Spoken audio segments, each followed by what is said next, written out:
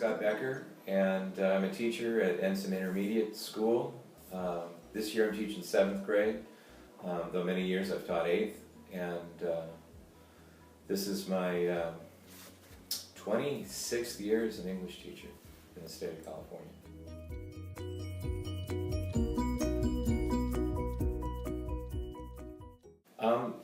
When I was a college student, I had a number of really fine opportunities in a variety of fields. And my major was English. My minor was in teaching English to high school or secondary students. But I also had a creative writing minor too. And so I had a lot of options out of college. And so I decided that after doing some work in the business field, I went back and got my teaching credential and thus became a teacher.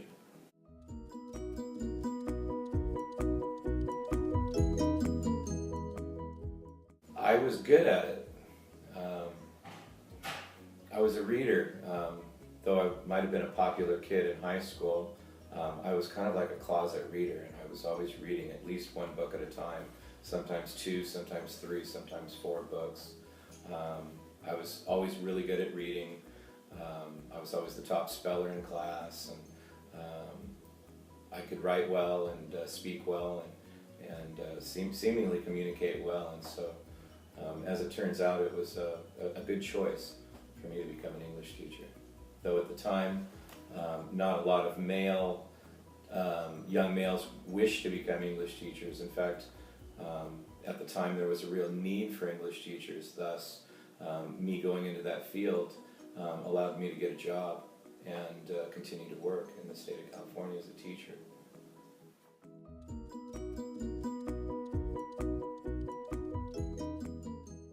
The most difficult aspect of my job is just the number of students that I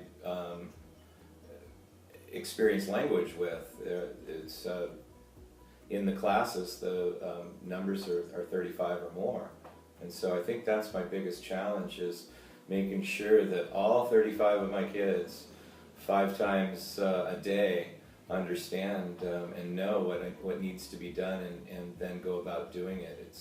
It's really difficult to track the unsuccessful student or the student that doesn't want to do the work.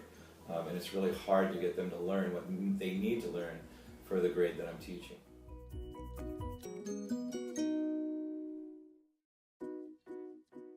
In the same way, it's the people I work with. Once again, it's those kids who, like you, Cynthia, took my class and the language aspects, the communication aspects, and they're making the most of their opportunities that they're given here in this world, in the state of California, in this public school system, in the Newport Mesa.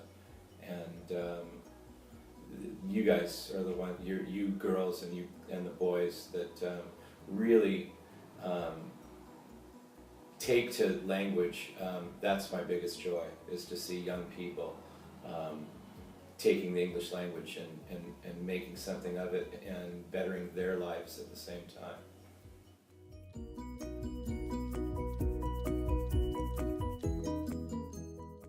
Most of my time spent with the kids, though I get an hour each day to prepare and correct and check and do all the things that a teacher does in preparing for the next day, as well as checking the work from the last day.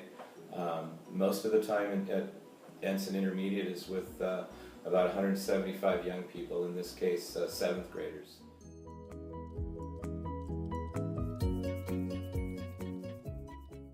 The best piece of advice that I've gotten, that's a really good question, but just, it sounds corny, but just not to give up. To always give your best. And if that isn't good enough for somebody else, to just keep on moving and keep on working hard, knowing that for somebody else, my best will be good enough.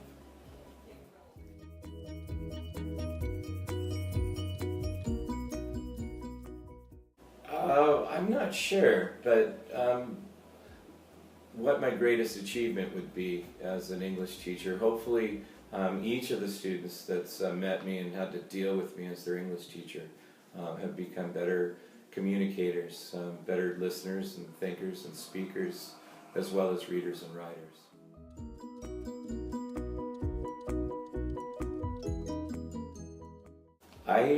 First year out of college was at Long Beach City College as a freshman. I went to Huntington Beach High School, was an athlete, played some basketball and volleyball at Long Beach City College, but for just a year.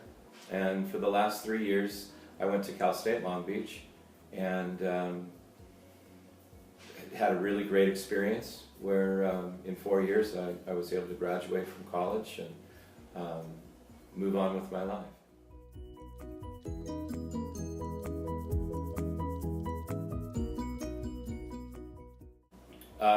Just increase your ability to read and write well, and go to class. That oftentimes the professors really note whether you were present or not, and for you to just be present in class will allow you to do the rest of the things that need to be done. For me, I would go to class and I would actively take notes, whether it was some sort of lecture or whether it was from ideas from the book. I would note take or annotate, and I would study what was discussed in class, and I seemed to do all right. Like a lot of college kids at commuter schools like Long Beach State, I had a couple of different jobs. In the mornings I would go to school. In the afternoons I worked for the Long Beach School District as a teacher's aide in math and language.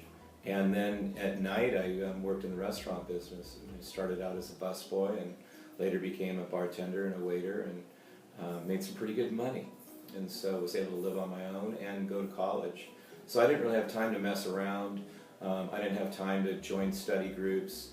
I just had the time to go to class. And so I would make morning time my time for school, afternoon time my time for working with the kids, and kind of getting a leg up, if you will, on being a teacher, though I didn't know it at the time. And then at night, oftentimes, I would work as in the restaurants somewhere near Long Beach or in Long Beach.